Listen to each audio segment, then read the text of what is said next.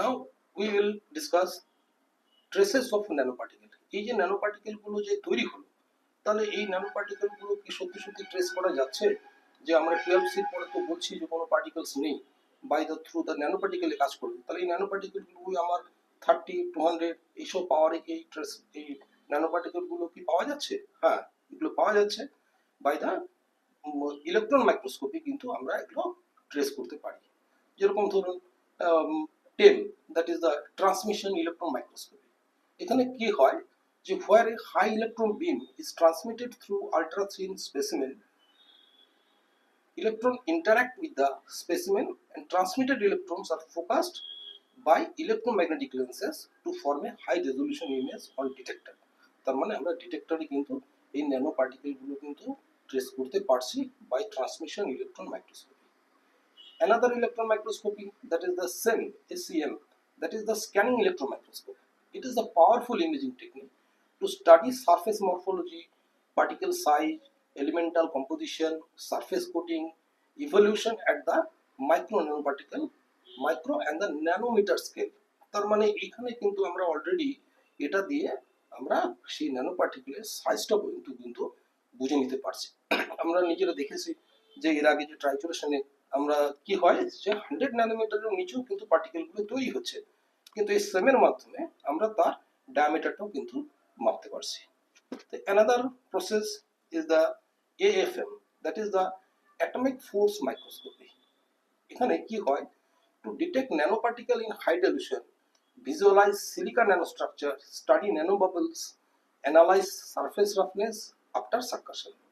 এখানে আমরা দেখলাম যে সাকাশনের মাধ্যমে, মানে যেটা আমরা স্ট্রোক দিয়ে ওষুধগুলো তৈরি করি, সেখানে কিন্তু ন্যানো বাবল ফর্ম করে, এবং সেই ন্যানো বাবলের চারিদিকে যে সিলিকা ন্যানো পার্টিকেলগুলো যে রয়ে গেল তার স্ট্রাকচার, এবং সেই ন্যানো পার্টিকেলের যে সারফেস রাফনেসটা যে তৈরি হলো, সেটাকেও কিন্তু আমরা ট্রেস করতে পারি।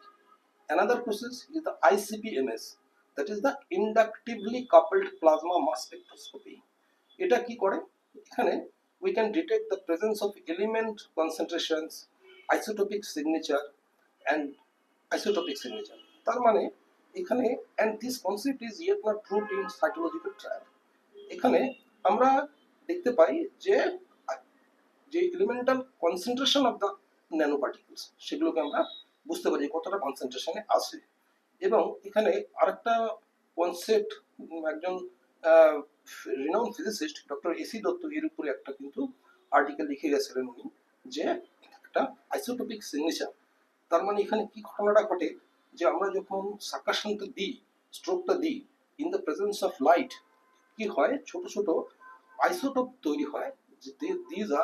These isotopic structure যে electron configuration, that is very similar to the mother particle যেগুলো ড্রাগ পার্টিকেল গুলো আমরা নিয়েছিলাম, তার ঠিক সেম ইলেকট্রনিক কনফিগারেশনে কিন্তু কিছু মলিকিউল তৈরি হয়ে যায়।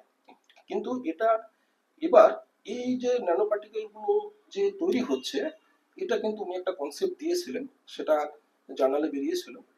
এবার কিন্তু এই আইসোটোপিক স্টেজ ধরে যে হিউম্যান সেলের উপর কিভাবে কাজ করে, এখনো কিন্তু এটা খুব বেশি রিসার্চ পেপার এখনো কিন্তু পাওয়া যায়নি, সেজন্য এটা নিয়ে আর বেশি ডিসকাস করলাম না।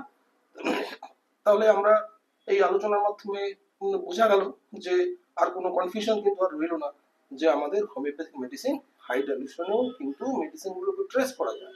তার মানে আপনি যে মেডিসিনটা খাচ্ছেন, it is not a placebo, এটা ফাঁকা পড়িয়া নয় যে হাই ডাইলিউশনে যে বিভিন্ন ফিজিশিয়ানরা যখন যাচ্ছে, তারা যে ডিস্টিল ওয়াটার বানিয়ে দিচ্ছে মেডিসিনগুলো, তার মধ্যে কিন্তু পার্টিকেল রয়ে গেছে, এবং সেটা আপনাকে ডেফিনেটলি আপনার শরীরের উপর কাজ করে।